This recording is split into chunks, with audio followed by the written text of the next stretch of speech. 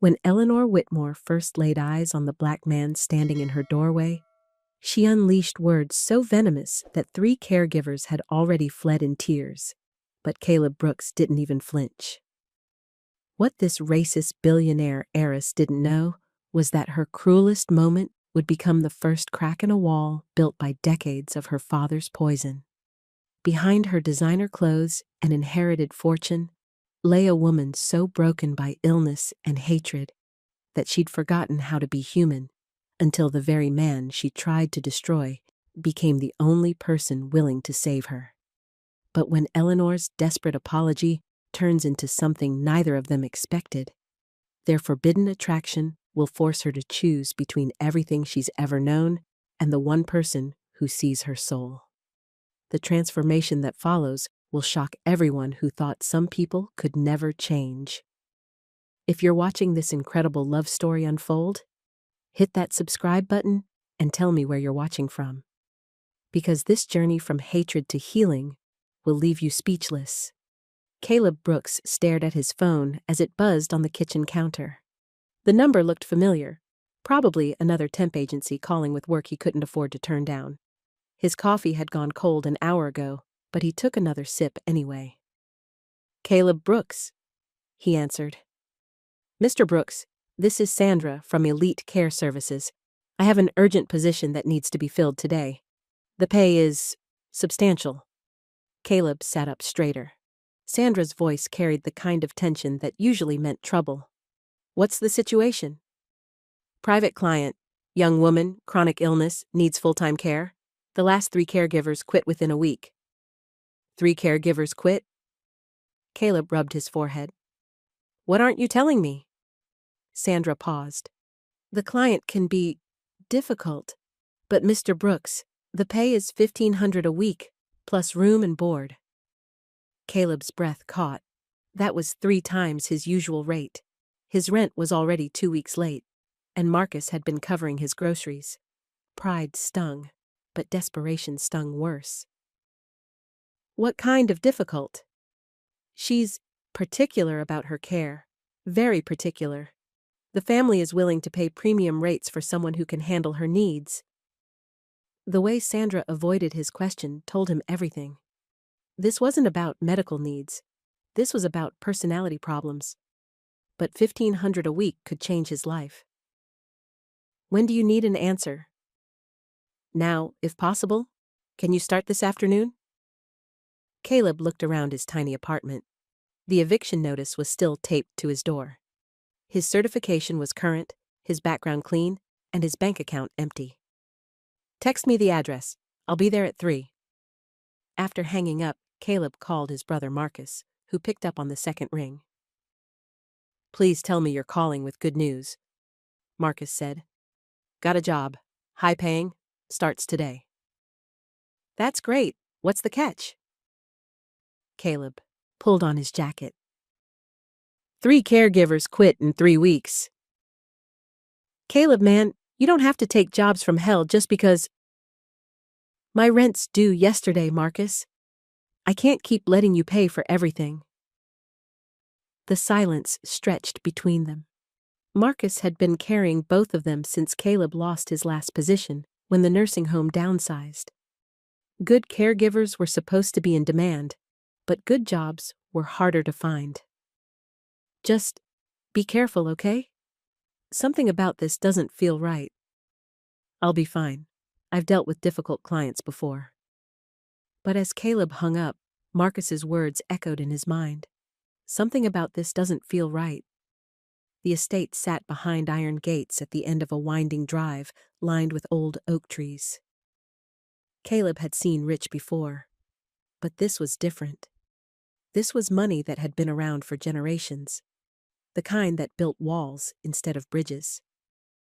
He parked his beat-up Honda next to a fountain that probably cost more than his car. The house loomed ahead, 3 stories of brick and ivy that belonged in a movie about English countryside, not suburban Atlanta. A woman in her 50s answered the door before he could knock. Her silver hair was pulled back severely, and her smile looked like it required effort. "Mr. Brooks, I presume?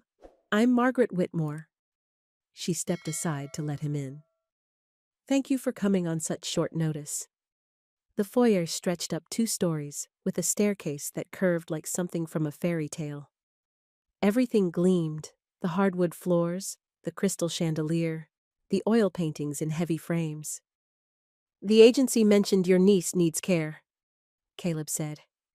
Margaret's expression tightened.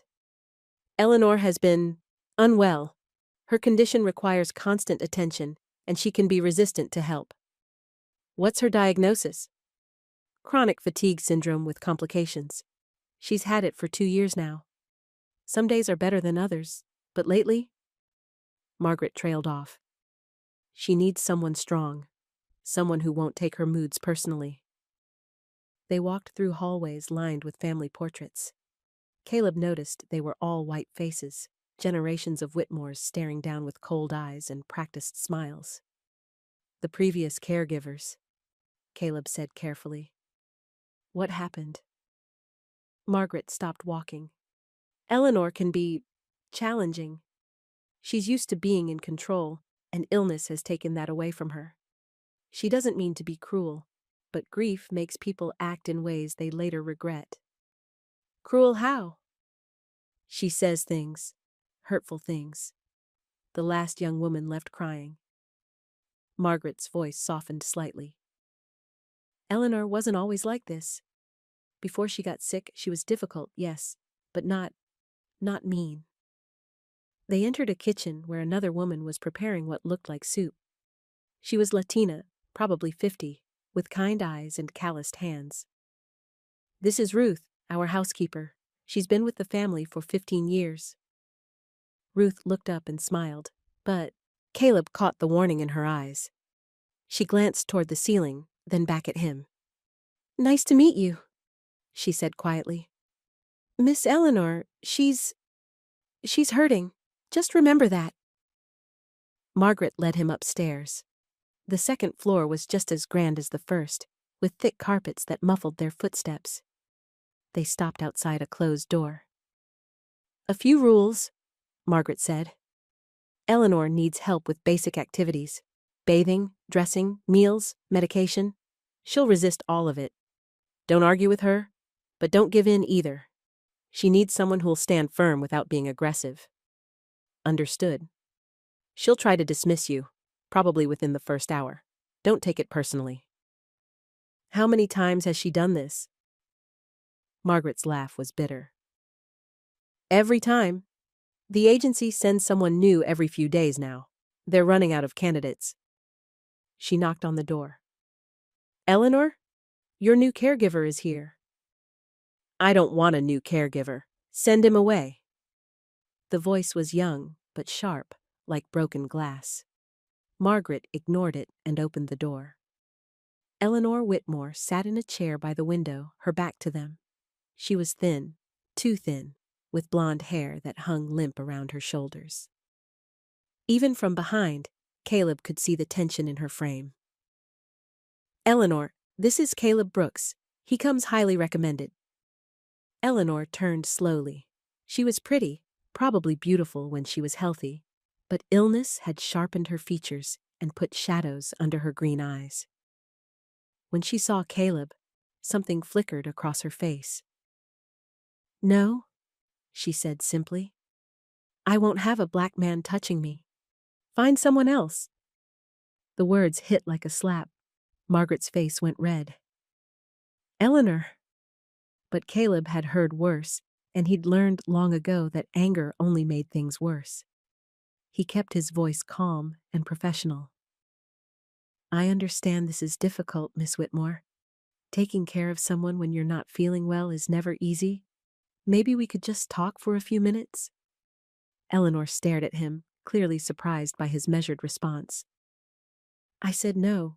Are you deaf as well as— Eleanor, stop! Margaret's voice was sharp. Mr. Brooks, I'm so sorry. Perhaps we should— It's okay, Caleb said. He looked directly at Eleanor. I'll be downstairs if you change your mind. He left the room before either woman could respond. Caleb sat in the kitchen with Ruth, who had poured him coffee and pushed a plate of cookies toward him. "She's not usually that bad," Ruth said quietly. "How bad is usually?" Ruth looked toward the ceiling. "She's scared. Before she got sick, Miss Eleanor ran 3 companies. She traveled all over the world, made million-dollar decisions every day. Now she can barely walk to the bathroom some mornings." "That doesn't excuse racism." "No, it doesn't." Ruth met his eyes. "But she wasn't raised right. Her daddy filled her head with all kinds of poison before he died.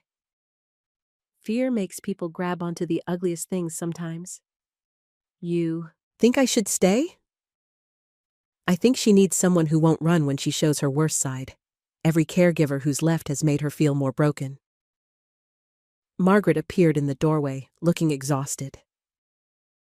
"Mr. Brooks, I can't apologize enough for—" "Has she taken her afternoon medication?" Caleb asked. Margaret blinked. No, probably not. She refuses to take it unless someone makes her." "What does she need?" "Pain medication and supplements. They're on her nightstand." Caleb stood up. "I'll be back down in a minute." "She won't let you—" "We'll see." He climbed the stairs again, Margaret and Ruth following. Eleanor was still by the window, but now she was staring out at the garden with tears on her cheeks. Caleb knocked softly. "Miss Whitmore, it's time for your medication." "Go away." He opened the door anyway. "I'm going to set your pills here on the table with some water. Your aunt says you haven't eaten lunch yet." Ruth made soup. Eleanor turned to glare at him. "I told you to leave." "I heard you, but I've been hired to take care of you, and that means making sure you take your medication on time." "I don't want you here." "I know." Caleb set the pills on her bedside table along with a glass of water. "But you're hurting, and these will help." "You don't know anything about me." Caleb studied her face, the dark circles, the way she held herself like everything ached. "I know you're in pain. I know you're tired. And I know you feel like you've lost control of your life." Something shifted in Eleanor's expression. For just a moment, the anger cracked, and he saw the fear underneath. "Take your medication," he said gently. "Then we can talk about how this is going to work." Eleanor stared at him for a long moment, then slowly reached for the pills. "This doesn't mean I accept you," she said. "I understand." She took the medication without another word. Caleb waited until she finished, then collected the empty glass. "I'll bring your soup up in a few minutes," he said. As he reached the door, Eleanor spoke again. "The last man who worked here? He quit after 1 day." "Why?" "I told him I'd rather die than let him touch me." Caleb turned back to her. "And what did he do?" "He left." Her voice was barely a whisper. "They all leave." For the first time, Caleb heard something besides anger in her voice. He heard the same thing he'd heard in his own voice too many times, the fear of being abandoned. "I'm not leaving today," he said quietly. "Let's just take it 1 day at a time." Eleanor didn't answer, but she didn't tell him to go away either. That night, Margaret set up a room for Caleb on the first floor. It was small but comfortable, with its own bathroom and a view of the garden. "You don't have to stay overnight," Margaret said. "Most caregivers go home in the evening." "Most caregivers don't have clients who fire them on the first day," Caleb replied. "If something happens overnight, someone should be here." Margaret looked relieved. "The night aide quit last week. Eleanor refuses to let anyone new come in after dark." "What's she afraid of?" "Everything." Margaret sat heavily on the small chair by the window. "She used to be fearless. She'd close business deals with men twice her age, travel to countries where women weren't supposed to speak up. But this illness, it's taken everything from her." "How long has she been sick?" 2 years. It started slowly, just fatigue, some joint pain. The doctor said it was stress, but it kept getting worse. Some days she can barely get out of bed. And the family? Margaret's face darkened. Eleanor's parents died in a car accident 3 years ago. Her father left her everything, but also left her with some very ugly ideas about the world. I'm trying to undo 29 years of damage, but it's hard when she's suffering. Caleb nodded. She's lucky to have you. I hope so. I really hope this works, Mr. Brooks. She needs help, but more than that, she needs someone who won't give up on her. After Margaret left, Caleb sat on the edge of his bed and called Marcus. How'd it go? Marcus asked. About as expected. She's racist, scared, and in pain. Perfect combination. You staying? Caleb looked out the window at the garden. Even in the fading light, he could see how carefully it was maintained. Someone had put love into this place. Yeah, I'm staying. Why? You don't have to take abuse just because they're paying you well. Caleb thought about Eleanor's face when she realized he wasn't leaving after she'd said the worst thing she could think of. He thought about the fear in her voice when she said they all leave. She's not evil, Marcus. She's just broken. And I've been broken before. That doesn't make it your job to fix her. No, Caleb agreed, but it makes it my job to take care of her. And maybe taking care of someone is how you help them fix themselves. After he hung up, Caleb made his rounds through the house, checking locks and turning off lights. When he passed Eleanor's room, he could see light under her door. He knocked softly. Miss Whitmore, do you need anything before I go to bed? The light went off immediately. Good night, he said to the darkness. Tomorrow would bring new challenges, but tonight felt like a beginning. Not a good beginning, maybe, but a beginning nonetheless. And sometimes that was enough. Outside, rain began to fall against the windows, and Caleb fell asleep to the sound of water washing clean the world beyond the walls. Morning came, with the sound of rain still pattering against the windows. Caleb woke at 6, showered, and made his way to the kitchen. Ruth was already there, preparing what looked like enough breakfast for a small army. Miss Eleanor usually takes her morning medication at 7, Ruth said, without looking up from the stove. But she won't come downstairs to eat. What does she usually have for breakfast? Toast, if we're lucky. Tea, always. She used to love pancakes, but... Ruth shrugged. Everything tastes wrong to her now. Caleb poured himself coffee and studied the tray Ruth was preparing. Plain toast, Earl Grey tea, and a small bowl of fruit that would probably go untouched. I'll take it up, he said. Ruth gave him a look that might have been sympathy. She's worse in the mornings. The pain is always worse when she first wakes up.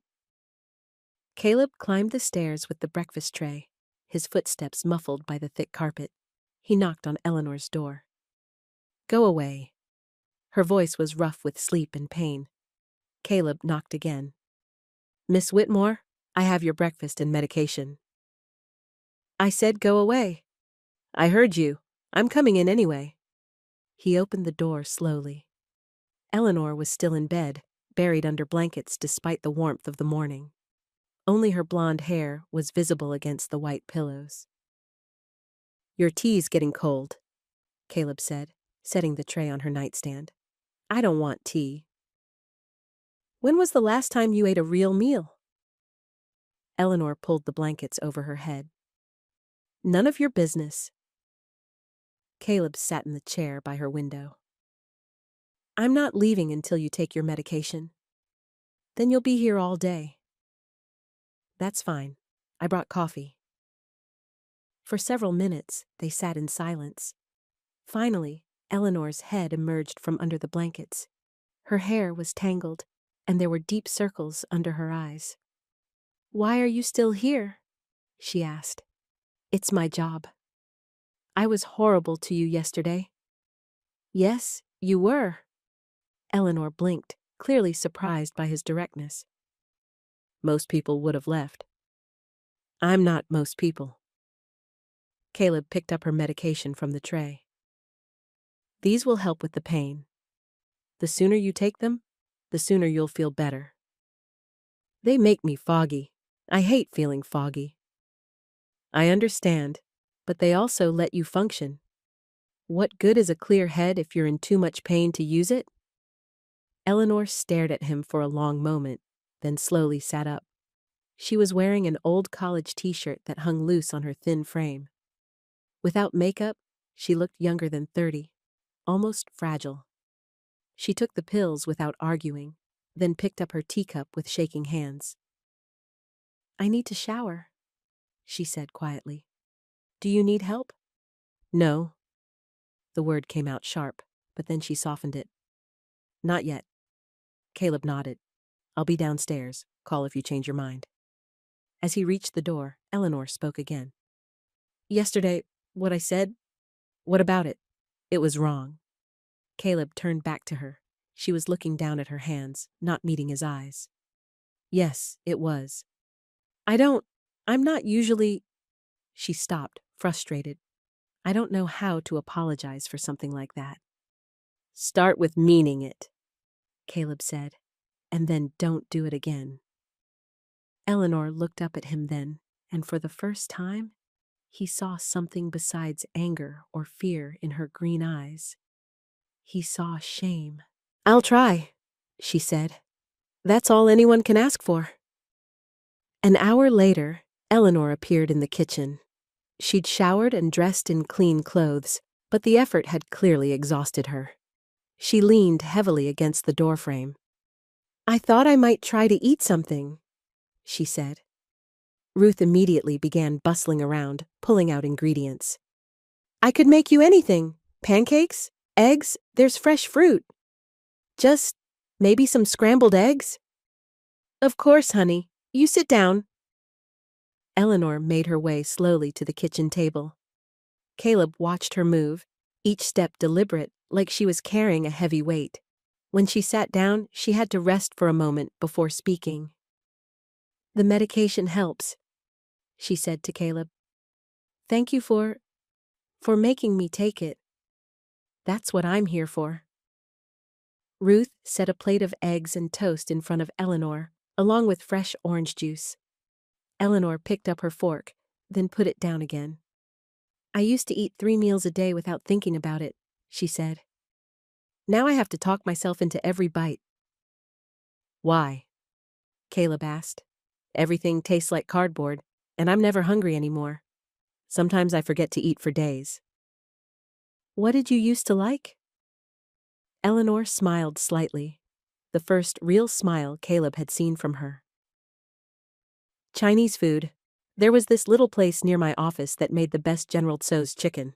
I probably ate there 3 times a week. When was the last time you had Chinese food? I don't know.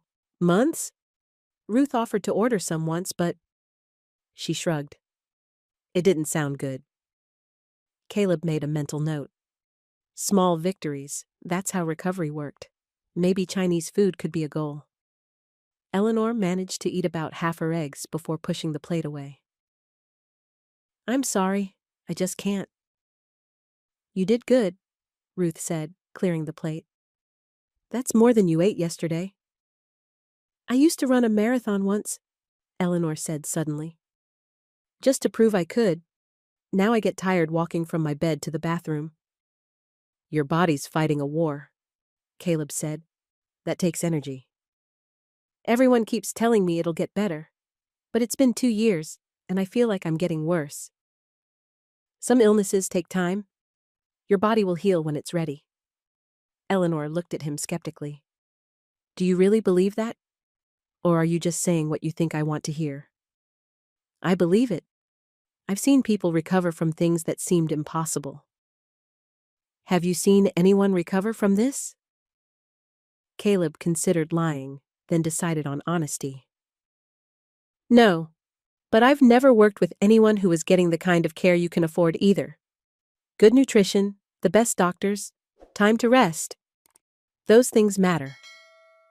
Eleanor nodded slowly. The last caregiver told me I just needed to think positive thoughts. That's garbage. Eleanor's eyes widened. What? Positive thinking doesn't cure chronic illness any more than negative thinking causes it. You're sick because you're sick, not because you're doing something wrong. For a moment, Eleanor just stared at him. Then, to Caleb's surprise, she started to laugh. It was a rusty sound, like she hadn't used it in a while, but it was genuine. You're the first person who hasn't tried to tell me this is somehow my fault, she said. It's not your fault. It's just what happened. The doctors kept asking about stress, like maybe I gave this to myself by working too hard. Did working too hard give you brown hair? Eleanor touched her blonde strands. What? Chronic fatigue syndrome isn't caused by stress any more than your hair color is. Some things just are. Eleanor was quiet for a moment. You know, I used to be blonde. This is my natural color. Caleb looked at her hair, which was definitely blonde, albeit dull from illness. Eleanor caught his confusion and smiled. I was brunette until I was 16. My father said blonde was more professional. Your father had opinions about a lot of things. Eleanor's smile faded. Yes, he did. After breakfast, Caleb suggested they try sitting outside. Eleanor protested that it was too much effort, but he could see her looking longingly toward the garden through the kitchen window. We'll take it slow, he promised. If you get tired, we'll come right back in. The garden was beautiful. Carefully maintained flower beds, a small fountain, and bench under an old oak tree. Eleanor made it halfway before she had to stop and rest. This is embarrassing, she said, breathing hard. Why? I used to be able to walk for miles. Now 50 yards leaves me winded. So? You're not the same person you were 2 years ago. Your body has different limits now. I hate it. I know, but fighting it just makes it harder. They reached the bench, and Eleanor sat down heavily. The morning sun felt good on her pale skin, and Caleb watched some of the tension leave her shoulders. I used to sit out here with my mother, she said. Before she died, she loved this garden. What was she like? Gentle, quiet, everything my father wasn't. Eleanor was quiet for a moment. She would have liked you. Why? She always said kindness was the most important thing. My father disagreed. What did your father think was most important? Eleanor's face hardened. Strength, control, making sure people knew their place. Caleb felt pieces clicking into place. Is that where yesterday came from? Eleanor looked down at her hands. My father had very specific ideas about different kinds of people. He said things, terrible things, and I believed him. For how long? Until yesterday, I guess. She looked up at Caleb. When you didn't leave, when you didn't get angry, I realized maybe he was wrong about everything. They sat in comfortable silence for a while. A butterfly landed on the fountain, and Eleanor watched it with something approaching wonder. I haven't been outside in weeks, she said. How come? I was afraid. I'd collapse, afraid someone would see me weak. Ruth and Margaret see you weak all the time. That's different. They're family, sort of. What about me? Eleanor considered this. I don't know what you are yet. I'm your caregiver. Are you? I was horrible to you. Most people would have quit. Caleb thought about how to answer that. My brother thinks I'm crazy for staying. Maybe he's right. Maybe. But everyone deserves someone who won't give up on them. Eleanor was quiet for a long time. When she spoke again, her voice was soft. No one's ever said that to me before. Said what? That I deserve someone who won't give up on me. Caleb felt something twist in his chest, a recognition of pain that went deeper than illness. Everyone deserves that. Even someone who says terrible, racist things? Even then, people can change. Can they? Sometimes I feel like I'm just broken in too many ways. You're not broken. You're hurt. There's a difference. Eleanor looked at him then, really looked at him, like she was seeing him for the first time. Why are you being so kind to me? Because that's who I choose to be. Even when people don't deserve it? Especially then. They sat until Eleanor started shivering in the morning air. The walk back to the house was slower, but she made it without help. At the door, she turned to Caleb. Thank you, she said. For the garden, for everything. You're welcome. I want you to know what I said yesterday. I don't believe that. I don't want to believe that. Then don't. Eleanor nodded slowly. It's going to take time. We've got time. As they went inside, Caleb caught Ruth watching from the kitchen window. When she saw them coming in together, she smiled. The first genuine smile he'd seen from anyone in the house. It was a small victory, but it felt like the beginning of something bigger. Eleanor was still sick, still scared, and still carrying around her father's poison. But for the first time, she seemed willing to let someone help her carry the load. That afternoon, Eleanor asked if Caleb played chess. When he said yes, she had Ruth bring down an old set that had belonged to her mother. They set it up in the sunroom, where the light was good, and Eleanor could rest between moves.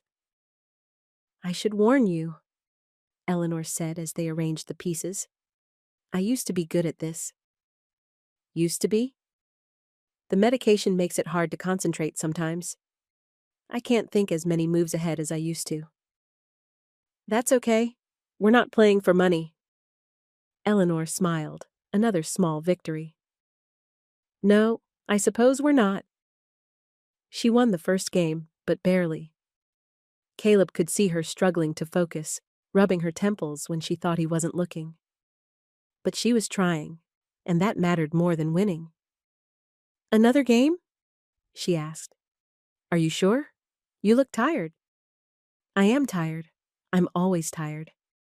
But this is the first time in months I've wanted to do anything. So, they played another game, and then another. Eleanor won 2 out of 3, and by the end, she was laughing at Caleb's terrible puns and making jokes of her own. You let me win, she accused after the third game. Did I? The last move, you could have taken my queen. Maybe I missed it. Eleanor studied his face. You didn't miss it. You let me win. Why would I do that? Because you're kind, but don't do it again. I want to earn my victories. Caleb nodded seriously. No more easy games. Good. Eleanor started putting the pieces away, her movements slow but careful. This was nice. I'd forgotten what nice felt like. As evening approached, Eleanor grew quieter. The pain medication was wearing off, and Caleb could see her starting to withdraw again. Time for your evening pills, he said gently. Eleanor nodded without arguing. She'd come a long way in just one day. Will you? She stopped, looking embarrassed. Will I what? Will you still be here tomorrow? The question was so small, so vulnerable, that Caleb felt his throat tighten. I'll be here, he promised. Eleanor nodded and headed upstairs. A few minutes later, Caleb heard water running. She was taking a bath, something Ruth mentioned she hadn't done in weeks. Small victories, Caleb reminded himself. Recovery happened one small victory at a time. That night, as he settled into his room, Caleb felt something he hadn't felt in a long time. Hope. Not just for Eleanor, but for himself. He'd been taking care of people for years, but this felt different. This felt like it mattered. Outside, the rain had stopped, and stars were beginning to appear through the clearing clouds. 2 weeks had passed since Caleb first walked through the doors of the Whitmore estate. The morning routine had become smoother. Eleanor no longer fought him on medication, and she'd started eating breakfast downstairs with Ruth. Small changes, but they felt like miracles. Caleb knocked softly on Eleanor's door at 7 sharp. "Come in," she called. She was already up, sitting by her window and looking out at the garden. Her hair was brushed, and she'd put on real clothes instead of pajamas. Another small victory. "How are you feeling this morning?" Caleb asked, setting her medication on the nightstand. "Better, I think. My hands don't hurt as much today." "That's good. Ready for breakfast?"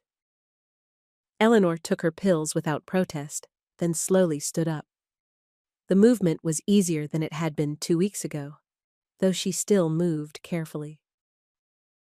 "Caleb?" she said as they headed downstairs. "Yeah?" "I've been thinking about what you said, about Chinese food." Caleb smiled. "And?" Maybe we could try ordering some, just to see if it tastes like I remember." "I think that's a great idea." In the kitchen, Ruth was preparing Eleanor's usual breakfast, but her face lit up when she heard about the Chinese food plan. "There's a good place about 10 minutes away," Ruth said. "They deliver." Eleanor sat at the kitchen table, and for the first time since Caleb had been there, she finished her entire breakfast. Scrambled eggs, toast, and even some of the fruit Ruth had cut up. "I'm proud of you," Caleb said as Eleanor pushed away her empty plate. "For eating breakfast? For trying something new? For wanting something again?" Eleanor looked down at her hands. "It's strange. For so long, I didn't want anything except for the pain to stop. Now I find myself thinking about things, small things, but still." "Like what?" "Like maybe taking a real bath instead of just washing up. Like maybe going for a drive. Like maybe—" She paused. "Like maybe there's more to life than just surviving." After breakfast, they sat in the sunroom for their daily chess game. Eleanor had been getting stronger, and her concentration was improving. Today, she beat Caleb soundly in the first game. "You didn't let me win," she said with satisfaction. "Nope, you earned that one." "Good." Eleanor started setting up the pieces for another game. "Can I ask you something?" "Sure." "Why did you become a caregiver?" Caleb considered the question. Eleanor had been opening up more over the past 2 weeks, sharing small pieces of her life before she got sick. Maybe it was time for him to do the same. "My grandmother," he said. "She raised me and Marcus after our parents died in a car accident. When I was 22, she started getting confused. Dementia." Eleanor's hands stilled on the chess pieces. That must have been hard. It was, but taking care of her? It felt like the most important thing I'd ever done. She'd given us everything when we needed it most. I wanted to give something back. "What happened to her?" "She died 3 years ago, peacefully, at home. I was with her." Eleanor was quiet for a moment. "I'm sorry." "Thank you. She was a good woman. She would have liked you." "Even after the things I said?" "Especially after seeing how you've changed. She always said people aren't defined by their worst moments, but by what they choose to do next."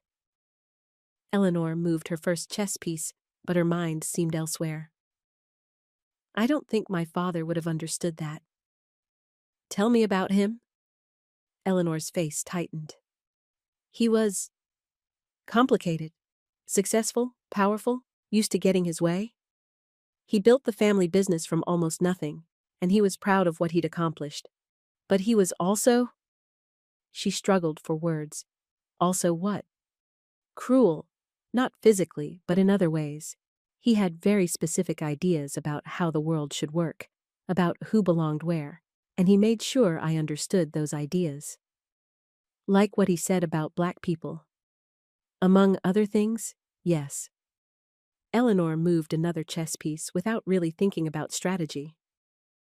He used to say that different races shouldn't mix, that it was unnatural, that black men were dangerous. Caleb felt his jaw tighten, but he kept his voice calm. And you believed him? I was a child. Children believe their parents. Eleanor looked up at Caleb.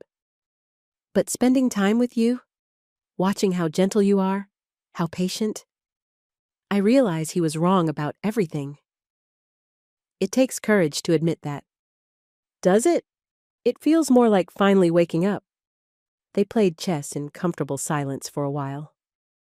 Eleanor was distracted, clearly thinking about something else, and Caleb won easily. I wasn't really playing, Eleanor admitted. What were you thinking about? Eleanor stood up slowly and walked to the window. The garden was in full bloom now, and the sight seemed to give her strength. Before I got sick, I fired 3 black employees in 2 years, she said quietly. Caleb felt his stomach drop. Why? I told myself it was performance issues. But looking back, I think I was looking for reasons. I think I wanted them gone because my father's voice was still in my head. The admission hung between them like a weight. Caleb felt anger building in his chest, but also something else, recognition of how hard it must have been for Eleanor to tell him this. What were their names? He asked. James, Sandra, and Michael. Eleanor's voice was barely a whisper. James had been with the company for 8 years. Sandra was a single mother. Michael had just graduated from college. Do you know what happened to them? I don't know. I never followed up. Eleanor turned back to Caleb, tears in her eyes. I destroyed their lives because of my father's poison, and I don't even know if they found other jobs. Why are you telling me this? Because I can't change what I did, but I can at least be honest about it. And because... She wiped her eyes. Because I want to find them. I want to apologize and see if there's anything I can do to make it right. Caleb studied her face. The shame was real, but so was the determination. That's not going to be easy, he said. I know, but it's the right thing to do. It might not change anything for them. I know that too, but I have to try. Caleb nodded slowly. Okay, we'll figure out how to find them. Eleanor's face showed surprise and relief. We? You'll need help with the research, and you'll probably need someone to drive you if any of them agree to meet with you. You'd do that? Yes. Why? Caleb thought about his grandmother, about the lessons she'd taught him about forgiveness and second chances. Because making amends is part of healing, and because I think you mean it. Eleanor walked back to the chessboard and sat down. I do mean it. I want to be better than I was. Then we'll work on it, together. That afternoon, Eleanor's energy was higher than usual. She walked around the entire first floor of the house without getting winded, and she even helped Ruth prepare dinner, something she hadn't done since before she got sick. You seem different today, Ruth observed as Eleanor chopped vegetables with slow but steady hands. I feel different, lighter somehow. Like a weight's been lifted? Yes, exactly like that. At dinner, Margaret joined them for the first time since Caleb had started working there. She looked amazed at the sight of Eleanor eating a full meal and participating in conversation. You look better, Margaret said. Both of you seem, I don't know, more relaxed. Caleb's been helping me work through some things, Eleanor said, about the past, about mistakes I've made. Margaret glanced at Caleb with curiosity, but didn't pry. Instead, she told them about her day volunteering at the local library, and for the first time, the dinner table felt like a normal family gathering. After Margaret went home, Eleanor and Caleb sat on the back porch. The evening was warm, and fireflies were beginning to dance in the garden. "I have another confession," Eleanor said. "What's that?" "I've been watching you when you don't know it. The way you move through the house. The way you talk to Ruth and Margaret. You're so at ease with yourself." "What do you mean?" "You know who you are. You're comfortable in your own skin. I've never felt that way." Caleb turned to look at her. In the fading light, she looked younger, more vulnerable. "You've been sick for 2 years. It's hard to feel comfortable when your body is fighting against you." "It's not just the illness. I don't think I ever knew who I really was. I spent so many years being who my father wanted me to be, and then I got sick and couldn't be anyone at all." "Who do you want to be?" Eleanor was quiet for a long moment. "Someone kind, someone who helps instead of hurts, someone who—" She paused. "Someone who deserves the patience you've shown me." "You already deserve that." "Do I? Even after what I told you today about those employees?" "Especially after that. It takes strength to face your mistakes." Eleanor leaned back in her chair. "I want to ask you something, but I'm afraid of the answer." "Ask anyway." Do you think those people I fired, do you think they'll be able to forgive me?" Caleb considered this carefully. "I don't know. Some might not. But that's not really the point." "What do you mean?" "You're not apologizing to get forgiveness. You're apologizing because it's right. Whether they forgive you or not, you'll have done what you can to make amends. And if they hate me, then you'll have to live with that. But at least you'll have tried to do better." Eleanor nodded slowly. "You're right. It's not about me feeling better. It's about acknowledging the harm I caused." They sat in comfortable silence, watching the fireflies dance. After a while, Eleanor spoke again. "Caleb?" "Yeah?" "Thank you for not giving up on me, for seeing something in me worth saving. There was always something worth saving. You just had to be ready to see it yourself." That night, as Caleb prepared for bed, he felt the weight of Eleanor's confessions. The racist comments on his first day made more sense now. They weren't just random cruelty, but learned behavior from a lifetime of poisonous teaching. That didn't excuse them, but it helped him understand them. More importantly, Eleanor was choosing to change. She was facing her worst actions and trying to make amends. That took real courage. His phone rang, interrupting his thoughts. It was Marcus. "How's the job from hell?" Marcus asked. "Actually, it's getting better." "Better how?" Caleb thought about how to explain the last 2 weeks. Eleanor eating breakfast, playing chess, working in the garden, confessing her mistakes. "She's not the same person who hired me," he said finally. "People don't change that fast, Caleb." "Some do, when they're ready. Just be careful, okay? Don't get too attached." After hanging up, Caleb realized it might already be too late for that warning. Somewhere in the daily routines of medication and meals and chess games, somewhere between Eleanor's tears and her laughter, he'd stopped seeing her as just another client. That should have worried him. Instead, it felt like the most natural thing in the world. Upstairs, Eleanor was also lying awake, thinking about the day. For the first time in 2 years, she was making plans that extended beyond just getting through the next hour.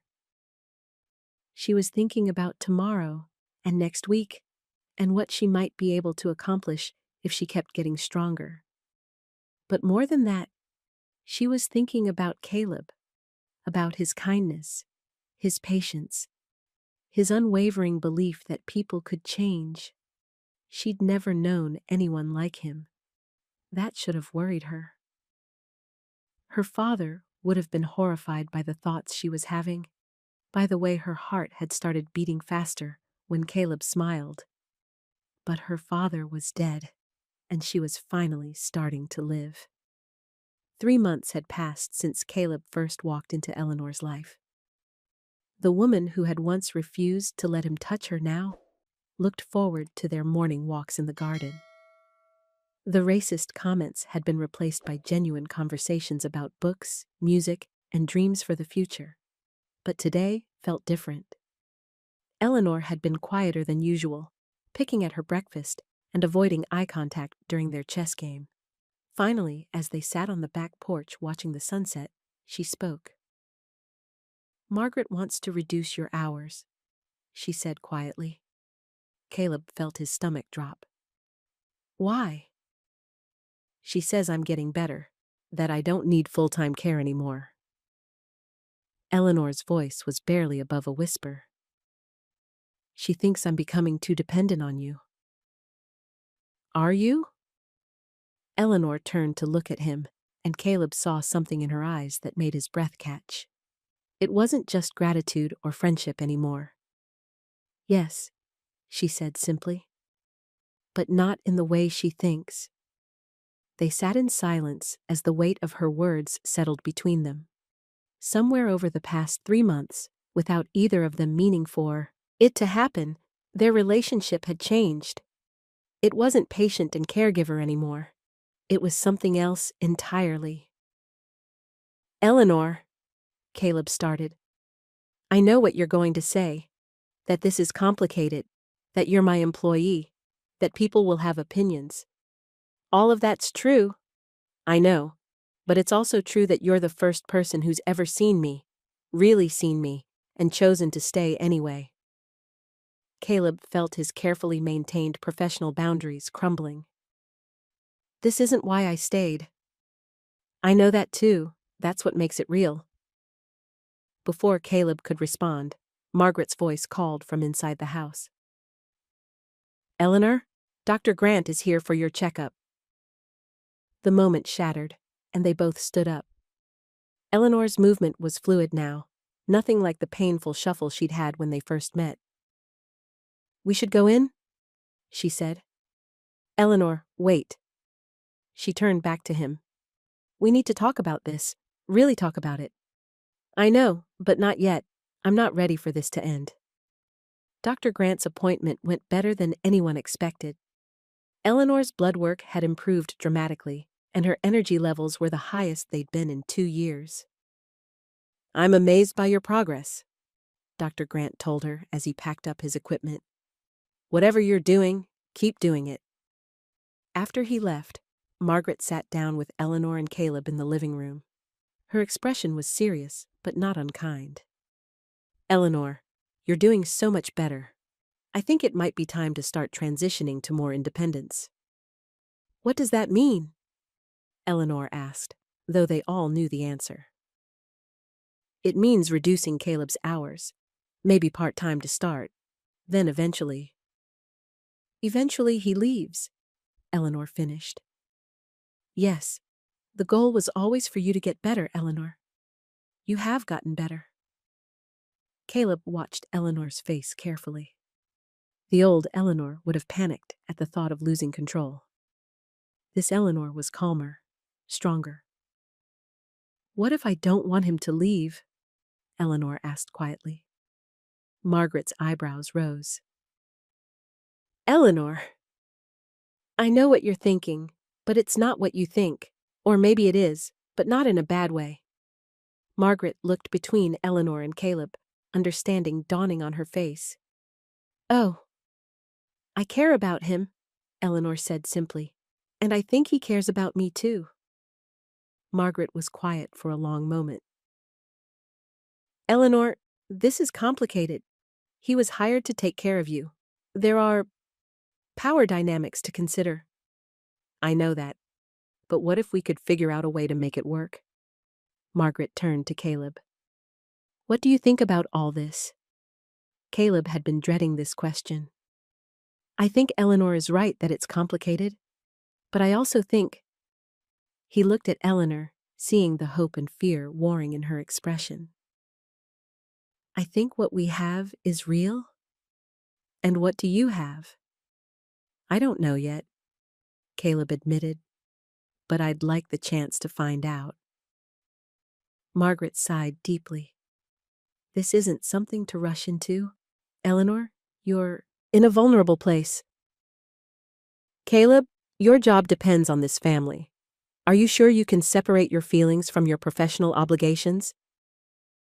I think, Eleanor said carefully, that maybe it's time for me to not need a caregiver anymore. Both Margaret and Caleb stared at her. What do you mean? Margaret asked. I mean, I'm better, really better. Maybe not completely healed, but functional, independent. Eleanor's voice grew stronger as she spoke. I can take my own medication. I can prepare simple meals. I can take care of myself. Eleanor, that's wonderful, but nothing. If I don't need a caregiver, then Caleb isn't my employee anymore. He's just... Caleb. Margaret looked skeptical. And what happens if you have a relapse? What happens if you need care again? Then we'll figure it out, but I won't live my life afraid of what might happen. That night, after Margaret went home, Eleanor and Caleb walked through the garden together. The air was warm, and the flowers Eleanor had been tending were in full bloom. Are you sure about this? Caleb asked. Giving up the safety net? I've been thinking about it for weeks. I'm not the same person who needed round-the-clock care. I'm stronger now, and not just physically. What if Margaret's right? What if you're not ready? Eleanor stopped walking and turned to face him. Caleb, 3 months ago, I couldn't walk to the mailbox without collapsing. Yesterday, I walked 3 miles through the neighborhood.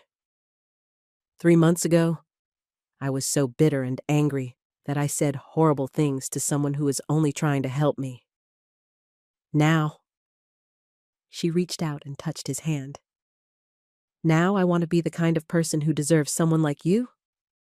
You already are. Then prove it. Take a chance on me, on us. Caleb looked down at their joined hands. I could lose everything. My job, my reputation, my certification if anyone thinks I took advantage of a vulnerable patient.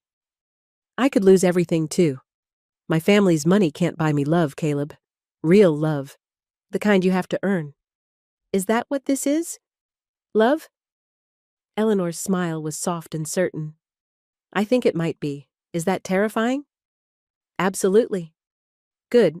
The best things usually are. 2 weeks later, Eleanor officially terminated Caleb's employment. Margaret wasn't happy about it, but she couldn't argue with Eleanor's continued improvement. Ruth threw a small party to celebrate both Eleanor's recovery and what she called the most romantic thing I've seen in 15 years. Caleb moved out of the estate and back into his own apartment, but Eleanor visited him there the next evening. It was the first time she'd driven herself anywhere in over a year. How does it feel? Caleb asked as she sat on his couch, looking around his small but comfortable space. Scary? Exciting. Right. She smiled at him. How does it feel for you? The same, especially the scary part. Caleb, can I ask you something? Always. When you first met me, when I said those awful things, did you ever imagine we'd end up here? Caleb thought about that first day, about Eleanor's cruelty, and his determination to see past it to the pain underneath. No, he said honestly. But I hoped you'd find a way to heal. I just never imagined I'd be part of that healing in this way. I never imagined anyone could love the person I really am. Not the money, not the company, not the perfect image I used to try to maintain. Just me. I do love you, Caleb said. The words felt natural, inevitable. The real you. The one who's brave enough to face her mistakes and strong enough to change. Eleanor moved closer to him on the couch. I love you too, for seeing something in me worth saving when I couldn't see it myself. They were quiet for a moment, the weight of those words settling around them. So what happens now? Eleanor asked. Now we figure it out as we go. No scripts, no rules, just us. I like the sound of that. 6 months later, Eleanor had successfully contacted all 3 of the employees she'd wrongfully fired.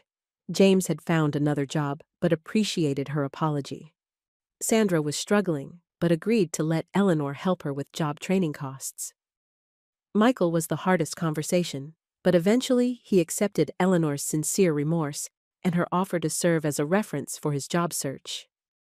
It doesn't make up for what I did, Eleanor told Caleb after the last difficult phone call. But it's a start. It's more than most people would do.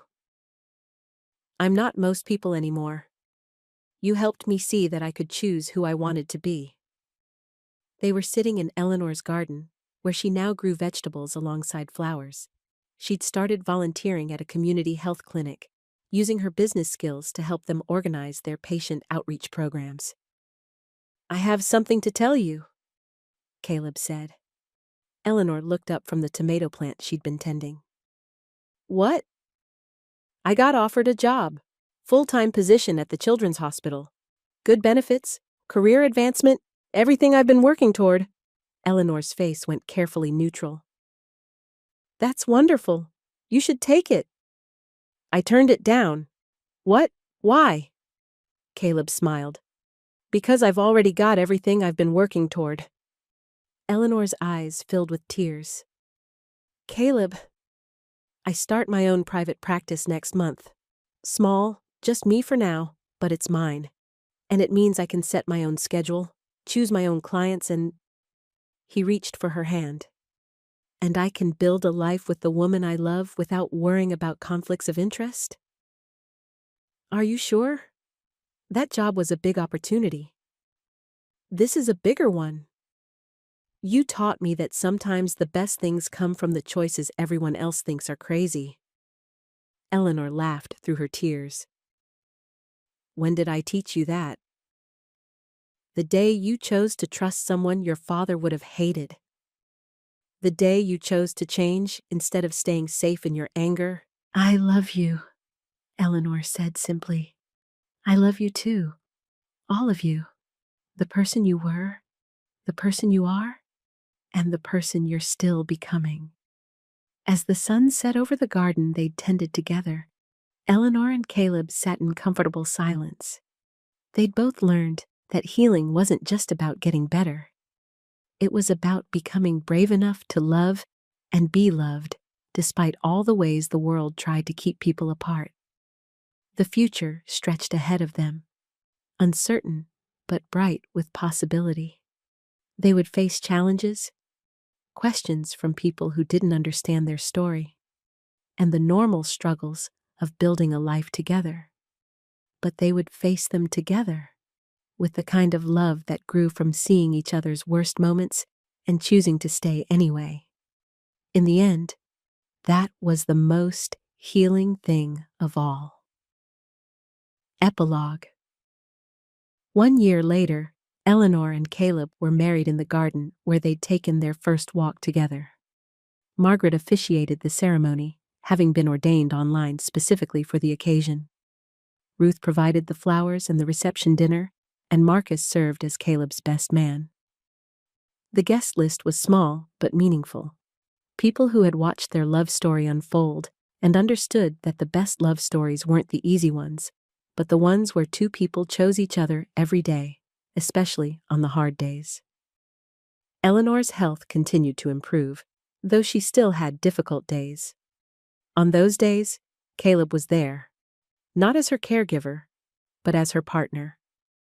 And on Caleb's difficult days, when his new business faced challenges or old doubts crept in, Eleanor was there for him too.